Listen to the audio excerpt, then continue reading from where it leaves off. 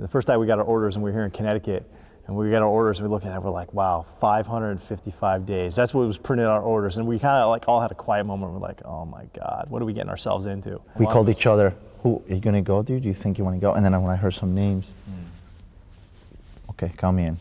When we first went there, I thought, you know, we're National Guard, they're probably gonna have us do base defense or anything. They put us right out there right away on the front lines. We hadn't even unpacked yet, and the mortars started coming in, and that's when we took the fatality and the wounded. Drop your stuff, get your gear on, you're going. Off duty, you know, we're all very tight, we're all like brothers, we're all great friends. A little extra radiation from the depleted uranium shell was good for you, you know? We worked together, we did missions together, and then in our off time, you know, we relaxed, go to the gym, you know, go work out, watch movies, play soccer, do whatever we can to kill time and everything. It was the little things that kept us probably sane. We all had our little jokes.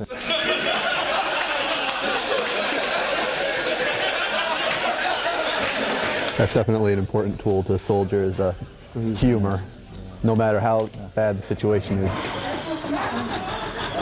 Every day was different, you know, every day was a new mission. We didn't have any interpreters at first, like the first week, 2 weeks, maybe, I don't even know how long no, it was. No, it was way beyond that. As we started getting our interpreters, it was easier, but the interpreters would try to run with it. You ask a simple question, simple yes or no answer, and next thing you know, they're having, like you said, a 5-minute conversation, and I'm like, so was that a yes or a no? And he's like, oh, he doesn't know. We'd go to the sheiks' houses and we'd eat with the Iraqi people. They would cook us big meals and we'd eat with them. I think that was great. When you're over there, you try to tell yourself that you're doing the right thing, that you're there because your country needs you there. But you know, you always get your doubts. Is this really the right thing? I'll tell you, election day, I think, cleared a lot of those questions for me. Election day was totally amazing. This is us chilling in Husseini on top of the IP station, guarding it before the historic elections. We helped secure the IP stations, the Iraqi police stations, and it made the people feel better, I think, to come out and vote. Leading up to that, we'd heard all these threats that nobody go vote, they're gonna get killed. They were mortaring the place the night before. They stopped, and then, like you said, around 4:30 in the morning, they started again. And it was just like raining mortars. I'm talking like boom, boom, just constantly boom. And then it stopped again when daylight hit. People were actually getting wounded, and they were still standing in line to vote. We took cover, and we started calling in for support, air support, and then the people did the same. When they saw us take a knee and get against the wall, they did the same thing. Our interpreter went and voted. He came back, he showed me his finger. So I took a picture of him because he's like doing this, you know. And I took a picture of him and I was like, so what do you think? And he turned around and he said, you know, I'm glad I was wrong. And I said, well, about what? He said, yesterday I told Lieutenant that there was only going to be like 15 people voting, so there was no need to even have us here.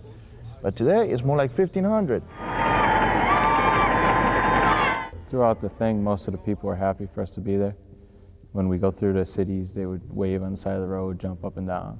It's just not the full story of what people are actually seeing in the news. We actually acquired medical stuff that we had extra of and brought it to villages, and we gave it to the known doctor because there are some things that we saw over there that to us is like nothing. Like we don't get rotten, you know, we don't get gangrene or anything like that anymore unless we just let ourselves go over there. People don't have shoes. I called my sister and asked her to send maybe a few pairs, and she told her friends, and then my mom told actually the school that I went to, the master's school, told like a 5th grade class there, and they had a shoe drive and just kept getting boxes of shoes. Valentine got out with his boxes of shoes. I'm talking boxes of shoes. Tried to line the kids up and broke out into a mob. It's great, you know, that's what actually one of my fondest memories is just giving shoes to kids. Connecticut really stepped up with the packages that they sent to us. I can't even imagine how many we did get, though. Hundreds of them. One thing that I can say was awesome was the Kevlar. When we received Kevlar donations, yeah. It's nice. Dempsey's father was the one who was heading the whole thing up, and I guess he put it out because he was a state trooper, to anybody who had any type of old flak vest or Kevlar to send to soldiers. And all of us were getting packages, thick packages with just Kevlars, like the inserts and everything, and we lined our Humvees, we lined our trailers for shrapnel. By the time we left, there were people that I would see them take off their vest, the one military issue, and be wearing a police Another vest bulletproof vest underneath that. I'm like, Jesus, dude, I knew hot. He goes, man, I'd rather be hot than dead. Oh, you, man, all power to you. We kept coolers in our Humvees, and I guess at best, and during this heat of the summer, at best it'd be warm water was the coolest we could get. I remember trying to drink water. It was so hot. The ice didn't last any. It lasted like the first hour in the cooler. I remember drinking and putting it in my mouth and waiting for it to drop to body temperature before you swallow it, because it was just ruthless. Guys were making themselves sick by drinking hot water because we just had to drink something. As long as they said, hey, go patrol this area, try to find the bad guys, if that takes 16 hours, it takes 16 hours, and we did it. We had that one mission where we were just supposed to go down to another base in Baghdad. It was supposed to be like a couple-hour mission. Ended up turning into a 3-day mission to Najaf. With no sleep, it was horrible. A lot of people counted. I counted a little bit. You didn't want to try to think about it too much, because then you get overexcited. Okay, this is our troop before our very last mission in Iraq. The worst time was when we were in Oklahoma and we had like a week left, and we're just like, and we just kept going to briefing after briefing, and we're like, these things are going to like 6 days, 5 days, and that's when the anticipation really got big, because we could talk to our family.